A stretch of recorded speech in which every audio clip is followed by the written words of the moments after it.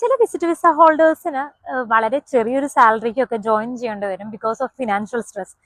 കാരണം ഇവിടേക്ക് വരുമ്പോൾ തന്നെ അവർ ലോൺ എടുത്തിട്ടായിരിക്കും വരുന്നുണ്ടാവുക. അതുകൊണ്ട് തന്നെ ഞാൻ സജസ്റ്റ് ചെയ്യണത് എന്താണെന്ന് വെച്ചാൽ, നിങ്ങൾ യു എയിലേക്ക് വരുന്നതിന് മുമ്പ് മാർക്കറ്റിനെ നന്നായി പഠിച്ചിട്ട് വരിക. ഇങ്ങോട്ട് വരുന്നതിന് വേണ്ടി ലോൺ എടുക്കാതിരിക്കുക പ്രത്യേകിച്ച്. കാരണം കുറച്ച് സേവിങ്സ് ഒക്കെ ഉണ്ടെങ്കിൽ വരിക, അല്ലാന്നുണ്ടെങ്കിൽ കാരണം ഇവിടെ ജോബ് ഈസ് നോട്ട് ഗ്യാരണ്ടീഡ്. ഇപ്പൊ എനിക്കറിയാവുന്നവർ തന്നെ പലരും പലതവണ വിസിറ്റ് വിസ റിന്യൂ ചെയ്ത് നിൽക്കുന്നവരുണ്ട്. ആൻഡ് എക്സ്പെൻസസ് വളരെ കൂടുതലാണ് ഇന്ത്യയെ കമ്പയർ ചെയ്ത് നോക്കുമ്പോൾ.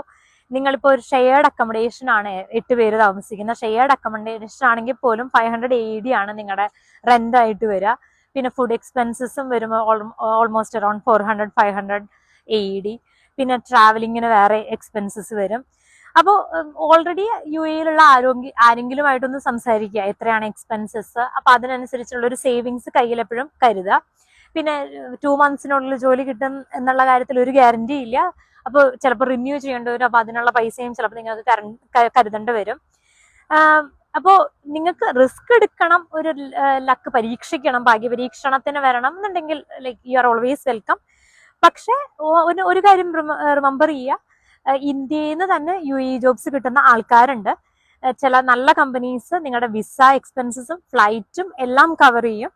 പക്ഷെ അത് പെട്ടെന്ന് നടക്കുന്ന ഒരു കാര്യമല്ല. ചിലപ്പോൾ 1-2 വർഷങ്ങളെടുക്കും. കൺസിസ്റ്റന്റ്ലി നിങ്ങൾ അപ്ലൈ ചെയ്തുകൊണ്ടിരിക്കണം. ആൻഡ് പിന്നെ ചില കമ്പനീസ് ഇമ്മീഡിയറ്റ് ജോയിനേഴ്സിനെ പ്രിഫർ ചെയ്യും. ആൻഡ് സം കമ്പനീസ് ഓൾറെഡി ദുബായിലുള്ളവരെ പ്രിഫർ ചെയ്യും. അങ്ങനത്തെ കേസിലാണ് നിങ്ങൾക്ക് ഇവിടെ വന്ന് ജോലി അന്വേഷിക്കേണ്ടത് അത്യാവശ്യമായിട്ട് വരിക. അല്ലാത്ത പല കമ്പനീസും open to all nationalities, like അവർക്ക് നമ്മൾ ദുബായിൽ തന്നെ വേണമെന്ന് നിർബന്ധമില്ല. അപ്പോൾ നിങ്ങൾക്ക് ഫിനാൻഷ്യൽ സ്ട്രെസ് എടുക്കാൻ പ്രിപ്പയർ അല്ലെങ്കിൽ it is better to apply from there itself. Also നിങ്ങൾ പെട്ടെന്ന് ഒരു കമ്പനിയിൽ ചാടിക്കേറി ജോയിൻ ചെയ്യാതിരിക്കുക. നിങ്ങൾക്കൊരു ഒരു ഫെയർ എമൗണ്ട് ഓഫ് പേ ലഭിക്കണം. നിങ്ങൾക്ക് പേ പാരിറ്റി ചെക്കറൊക്കെ ചെക്ക് ചെയ്യാം. നിങ്ങൾക്ക് എത്ര എമൗണ്ട് കിട്ടിയാലും ഇവിടെ സെയിം ലൈഫ് സ്റ്റൈൽ ബാലൻസ് ചെയ്യാം എന്നുള്ള കാര്യം.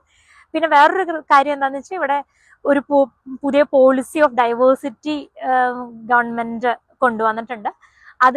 അതുകൊണ്ട് എന്താണെന്ന് വെച്ചാൽ, ചില കമ്പനീസിന് ഇന്ത്യക്കാരെ എടുക്കുന്നതിന് റെസ്ട്രിക്ഷൻസ് ഉണ്ട്. Already lot of Indians are already there.